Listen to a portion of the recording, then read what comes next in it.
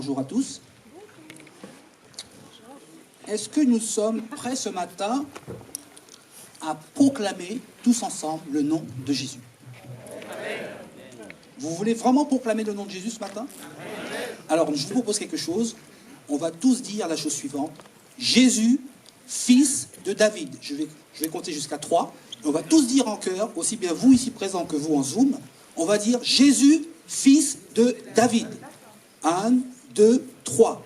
Jésus, fils de David. Encore une fois. Jésus, fils de David. Haut et fort. Jésus, fils de David. Ça fait du bien de proclamer le nom de Jésus, Amen. Fils de David. Parce que Dieu ne nous a pas donné un esprit de timidité. C'est vrai.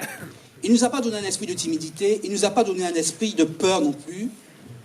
Il nous a donné un esprit de force pour que son nom soit proclamé avec force. Amen. Il nous a donné aussi un esprit d'amour pour que l'on puisse proclamer son nom avec beaucoup d'amour, de façon sublime. Amen. Et il nous a donné un esprit de sagesse pour que son nom soit proclamé avec beaucoup de respect. Amen. Donc si vous êtes d'accord avec ça, je vous propose de faire juste une petite prière pour démarrer le message.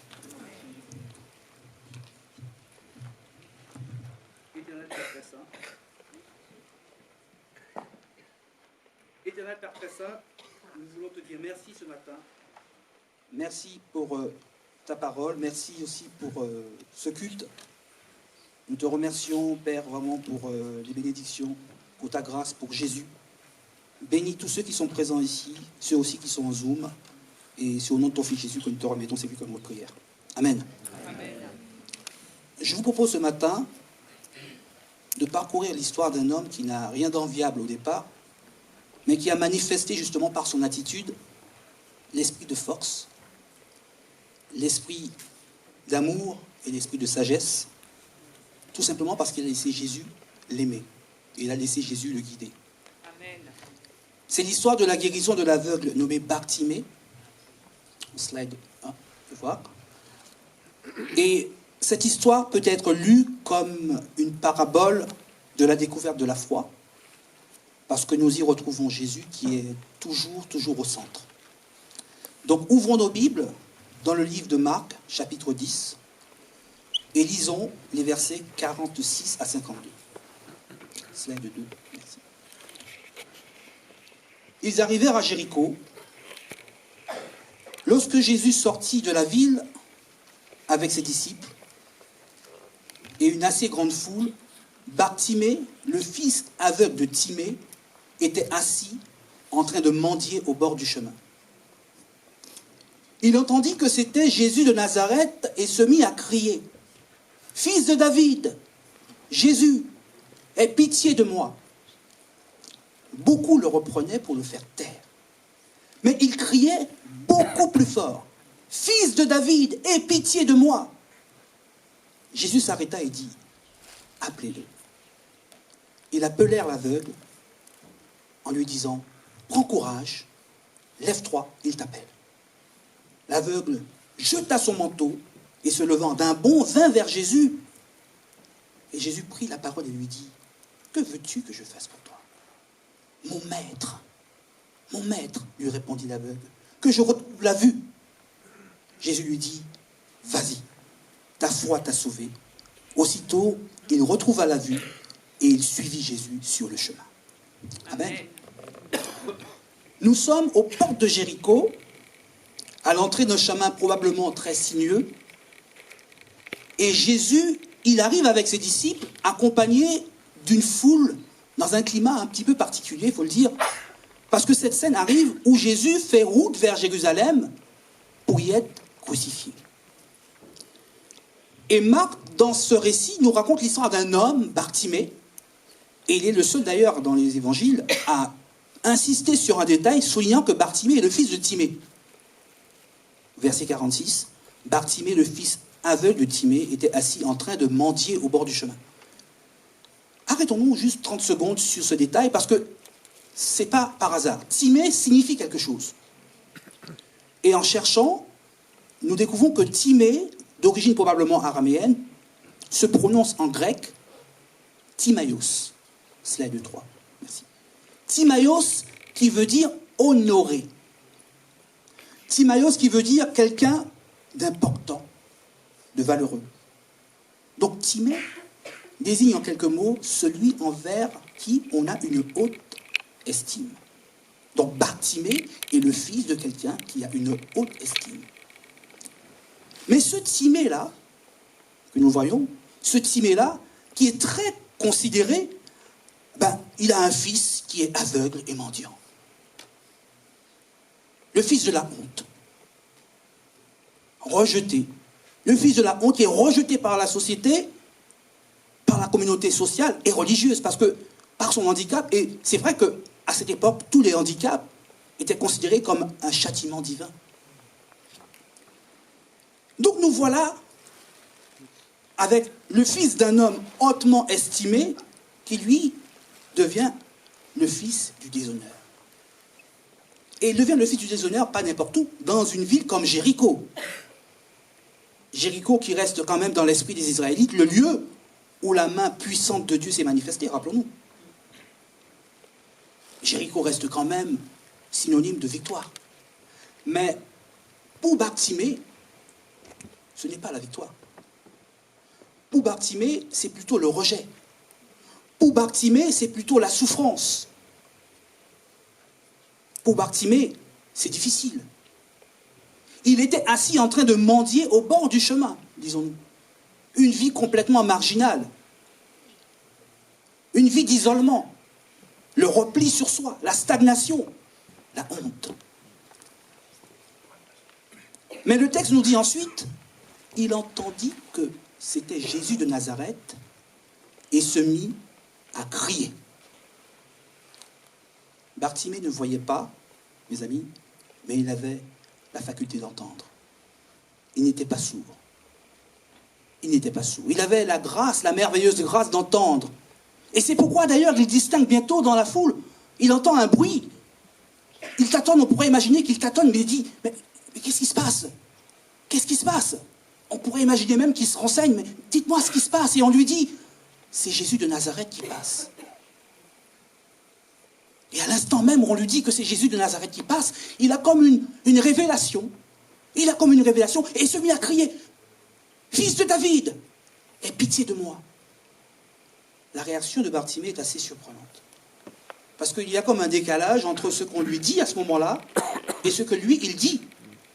On lui dit que c'est Jésus de Nazareth qui passe. Mais lui, il ne reprend pas ces termes, il dit Jésus, fils de David. Il y avait beaucoup d'hommes qui s'appelaient Jésus à cette époque. C'était un prénom courant. Mais de quel Jésus s'agit-il ici? Le Jésus de notre récit, c'est celui que Bartimée a invoqué comme étant fils de David, c'est-à-dire Jésus-Christ, le Messie, qui avait reçu l'onction pour redonner la vue aux aveugles. Amen. Nous avons la confirmation dans Luc 4 qui nous dit, slide 4, « L'Esprit du Seigneur repose sur moi parce qu'il m'a désigné pour pour annoncer une bonne nouvelle aux pauvres. Amen. Il m'a envoyé pour proclamer aux captifs la libération, Amen. aux aveugles le recouvrement de la vue. » Comment un mendiant aveugle peut affirmer que Jésus, c'est le Messie, alors qu'autour de lui, il y avait d'autres personnes en bonne santé, voyants, qui n'ont rien compris à tout cela? C'est bien parce que c'est une révélation. C'est le Saint-Esprit, c'est Dieu lui-même qui a révélé ça à Bartimée. Il avait une connaissance, Bartimée. Mes amis, la foi ne vient pas de ce que l'on voit, plutôt. Elle ne vient vraiment pas de ce que l'on voit, elle vient vraiment de ce que l'on entend. Et d'ailleurs, c'est confirmé dans Romains 10 qui nous dit, ainsi la foi, slide 5, ainsi la foi vient de ce que l'on entend, et ce que l'on entend, c'est la parole de Dieu. Amen. Et la parole de Dieu, c'est Jésus qui passe à ce moment-là. Amen. Sans voir, sans vue, Bartimée a cru que Jésus était le seul capable de le guérir. C'est vrai. Le handicap n'a pas bloqué sa compréhension de Dieu. Ne laisse pas les circonstances bloquer ta compréhension de Dieu. Amen. Ne laissons jamais les circonstances, quelles qu'elles soient, bloquer notre compréhension de Dieu. Parce que lorsque même nous ne voyons pas avec les yeux Dieu est capable de nous faire voir avec le cœur. Amen. Il est le seul, l'unique, capable d'ouvrir les yeux de notre cœur. Donc ce matin, écoute ton cœur, j'ai envie de te dire. Écoutons notre cœur, écoutons ce que Jésus veut nous dire ce matin. N'écoutons pas la voix de l'isolement, la voix du repli sur soi, la voix du rejet. N'écoutons pas la voix de la stagnation, je ne sais quoi. Mais écoutons la voix de Jésus. Parce que ce n'est pas parce que tu ne vois pas la guérison en ce moment. Ce n'est pas parce que tu as peut-être un peu de mal à organiser, tu as un projet de mariage et tu ne sais pas comment t'y prendre. C'est pas parce que tu cherches du travail et tu ne trouves pas du travail. Ce n'est pas parce qu'il y a des problèmes dans ta famille. Ce n'est pas parce que tu rencontres, je ne sais pas, quel que soit le problème, que Dieu n'est pas capable de changer ton histoire. Amen. Dieu a changé l'histoire de nombreux hommes et femmes ici présents dans la salle, dans le monde, ici en Zoom. Mais le texte nous dit ensuite que beaucoup le reprenaient pour le faire taire.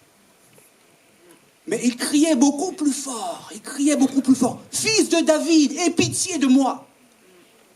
Parce que, dit-on, son étiquette ne lui permettait pas d'appeler Jésus. Mais Bartimée ne s'est pas laissé intimider, voyez-vous.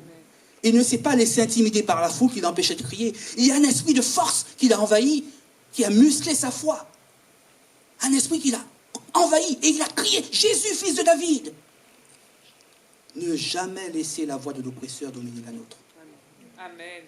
Ne laissons jamais la voix de l'oppresseur, ceux qui veulent nous faire taire. Mais tais-toi, on est avec Jésus, là, tu fais du bruit, tais-toi. Non, crie plus fort, crie à Jésus, crie plus fort, persévère encore plus. Et d'un coup, Bartimée, il a eu tellement soif de Jésus, il était convaincu par la foi que celui qui pouvait le guérir, ce n'était pas les médecins, ce n'était pas l'influence de son père, hautement estimé, ce n'était pas non plus sa situation sociale de sa famille, ni l'argent même de son père, on pourrait dire qu'il était peut-être riche, son père, mais uniquement celui qui était assis sur le trône, c'est-à-dire le roi d'Israël, Jésus, son véritable père. Parce que c'est par la foi qu'il a cru ça. Et la victoire qui triomphe du monde, la victoire qui triomphe de la foule, c'est notre foi. C'est notre foi. Et c'est pour cela que l'ennemi viendra nous combattre sur le terrain de la foi. C'est là qu'il va nous combattre. Il viendra nous combattre sur le terrain de la foi pour que nous puissions abandonner, pour que nous abandonnions le service. Mais c'est toi qui fais toujours le service, allez, abandonne. Il viendra nous combattre par rapport à l'Église. Ben oui, l'Église, il faut que tu retournes dans le monde. Il viendra nous combattre dans notre propre famille. T'as vu ta famille, blablabla. Il viendra nous combattre dans la vie de prière, dans notre vie, dans nos relations. Tout à l'heure, on parlait des relations. Dans nos relations, il viendra nous combattre. Vous savez, j'ai donné ma vie à Jésus le 16 février 2014. Vendredi, ça fait 10 ans que j'ai donné ma vie à Christ. J'ai passé un vendredi un peu spécial parce que j'ai eu une profonde réflexion sur mon parcours depuis 10 ans, mais j'ai aussi pensé à ce que j'étais avant. Et quand je lis cette histoire de Bartimée, je pense à moi, lorsque j'étais dans le monde. J'étais le fils de la honte. Et je pèse mes mots. J'étais le fils de la honte. J'avais une vie misérable. J'étais comme un infirme, mais ce n'est pas péjoratif que je dis, ce que je dis là. J'étais infirme moralement, psychologiquement, spirituellement. Et sans Jésus, j'étais comme un mendiant spirituel, en fait. Et j'étais assis au bord du chemin, avec mon manteau complètement souillé, rempli d'impureté, encrassé, cherchant qui pouvait me nourrir. Un peu de paix, un peu de joie, un peu d'amour, un peu de foi, un peu d'espérance. Mais je n'ai rien trouvé tout ça dans le monde. Et j'aurais pu me mettre à n'importe quelle porte de n'importe quelle ville, comme Bartimée, mais je pense que je n'aurais pas trouvé ça dans le monde. Et c'est quand Jésus est passé, parce qu'à un moment j'en ai eu tellement marre que j'ai hurlé, j'ai dit Jésus, c'est bon, j'en ai ras-le-bol. C'est maintenant, je veux que ça change. Transforme ma vie. Et Jésus s'est arrêté. Il s'est arrêté et il m'a sorti de mon trou. Et c'est cette foi persévérante de Bartimée ici qui a provoqué l'arrêt de Jésus. Au verset 49, il dit, Jésus s'arrêta et dit, appelez-le. Ils appelèrent Jésus en lui disant, prends courage, lève-toi, il t'appelle. C'est assez curieux parce que ce sont les mêmes qui ont tenté de le décourager, qui l'ont encouragé à y aller. Ne méprise jamais celui qui te décourage ou celui qui te combat. Prie pour lui, encourage-le. Et d'ailleurs, de quel côté sommes-nous? Sommes-nous plutôt du côté de ceux qui encouragent ou du côté de ceux qui découragent? On peut se poser la question.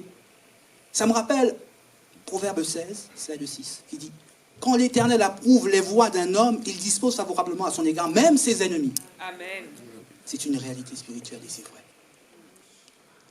L'aveugle jeta son manteau et se leva d'un bond et vint vers Jésus. Le manteau d'un mendiant est précieux, vous savez. C'est dans ce manteau, il met la nourriture, il met le petit bijou qu'il a peut-être trouvé, le petit bijou qu'on lui a donné, le bijou précieux, vous savez. Il met ça dans son manteau, il garde tout dans son manteau. Mais là, en âme et conscience, Bartimée, il jette son manteau. Sans aucune hésitation. Il se lève, un bond, et il vient vers Jésus. C'est un acte de foi incroyable.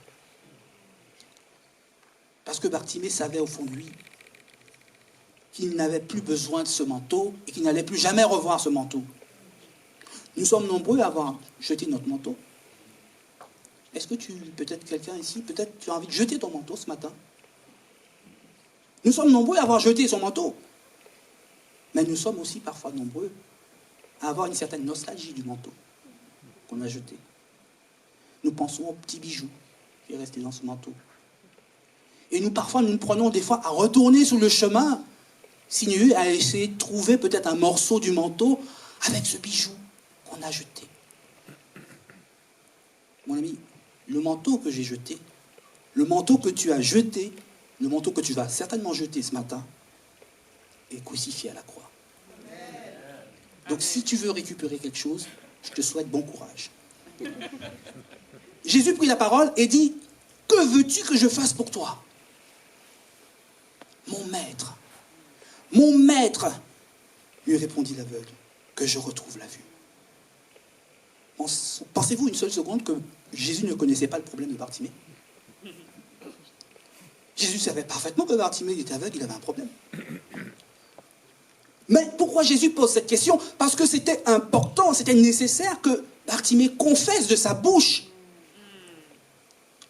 Qu'il confesse de sa bouche. Et c'est aussi vrai aujourd'hui que nous puissions confesser que Jésus est notre maître. Amen. Et de lui dire ce que l'on veut. Amen. Ne restons pas là. Jésus fait. Non, Jésus, voilà ce que je veux. Tu es mon maître. Fais ça dans ma vie. Et Jésus le fait. Amen. Sans Dieu, l'homme ne peut pas. Mais sans l'homme, Dieu ne fera pas. C'est John Wesley qui l'a dit. Mais la Bible nous confirme ça aussi dans Romains 10, slide 7. Si tu confesses de ta bouche le Seigneur Jésus, et si tu crois dans ton cœur que Dieu l'a ressuscité des morts, tu seras sauvé. Amen. Car c'est en croyant du cœur qu'on parvient à la justice, et c'est en confessant de la bouche que l'on parvient au salut. En conclusion, ce récit, il est merveilleux, parce que c'est notre histoire. C'est notre histoire, ça nous parle, c'est notre histoire. Et c'est aussi la rencontre d'un fils avec un autre fils. Et c'est quand le fils de la honte, Bartimée, le fils de la honte que j'ai été, le fils de la honte que tu as été, le fils de la honte va rencontrer le fils de l'amour, c'est quand le fils de la honte va rencontrer le fils de la rédemption, c'est quand le fils de la honte va rencontrer le fils du salut. Par la foi, il va devenir le fils de l'honneur. Amen. Il va devenir le fils de l'honneur pour une vie pleinement et complètement transformée. C'est comme un échange entre le monde visible et le monde invisible. Et c'est là que Jésus lui dit, au verset 52, « Vas-y, ta foi t'a sauvé. » Et aussitôt, il retrouva la vue et il suivit Jésus sur le chemin.